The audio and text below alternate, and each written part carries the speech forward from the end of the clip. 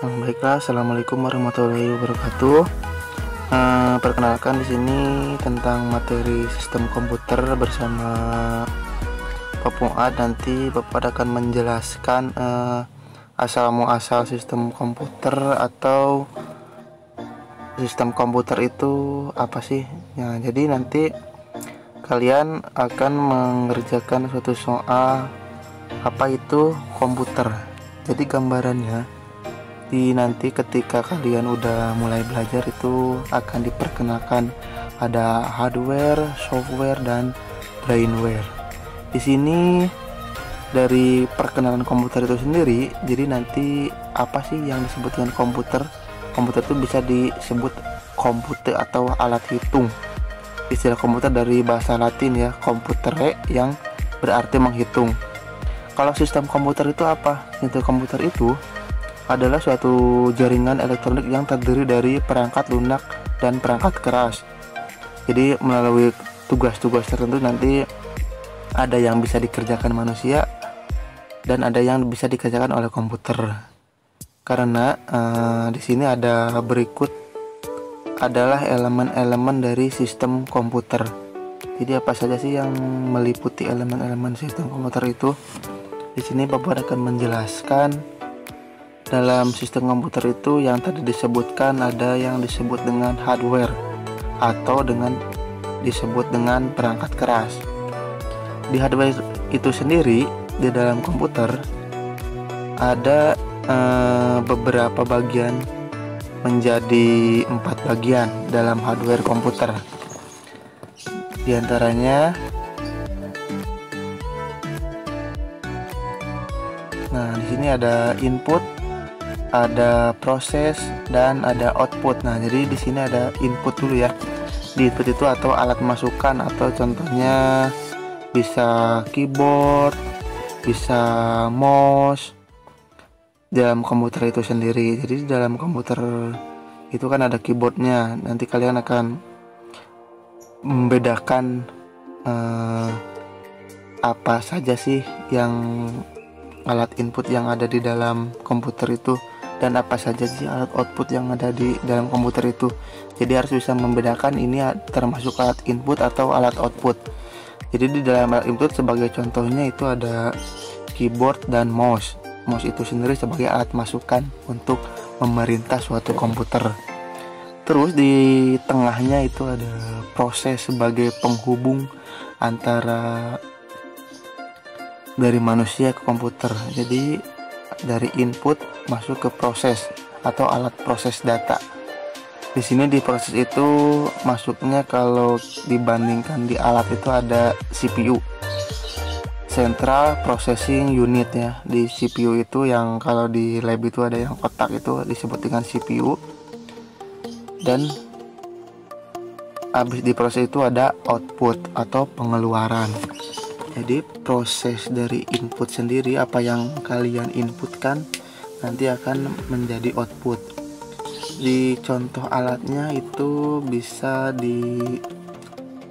disebut dengan printer ya. Printer kalau kalian memproses inputkan gambar, jadi outputnya nanti keluar gambar. Contohnya alat outputnya itu printer, atau sound system itu mengeluarkan suara, dan monitor itu mengeluarkan gambar.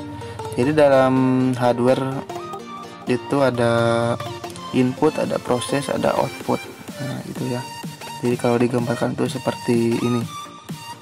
Ada 3 macam output.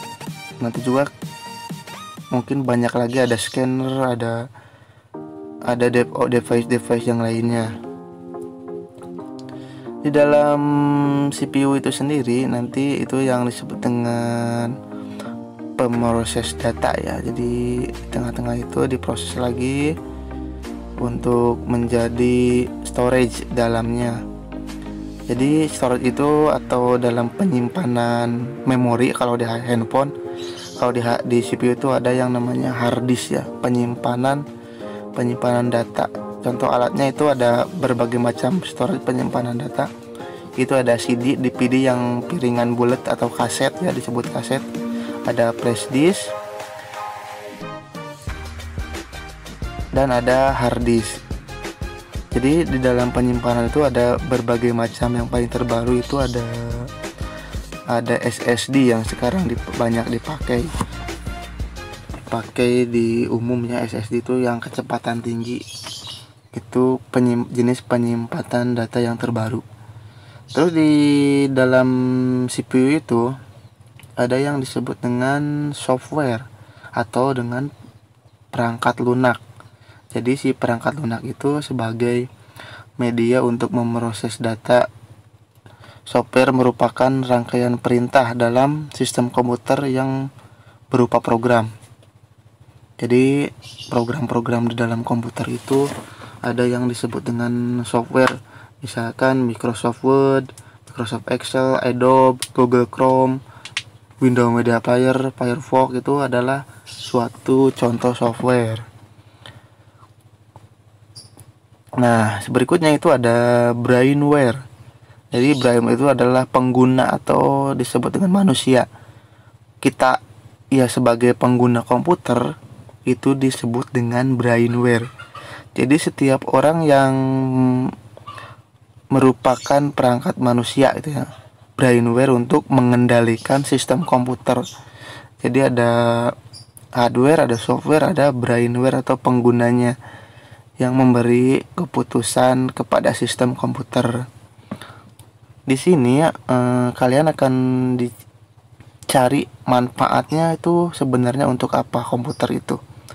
Jadi komputer itu diciptakan untuk menghitung, namun saat ini fungsi komputer sudah sangat hebat. Selain untuk menghitung, komputer juga bisa berfungsi untuk mengolah data, analisis, menyimpan data, mengirimkan data, bahkan juga berkomunikasi atau komunikasi jarak.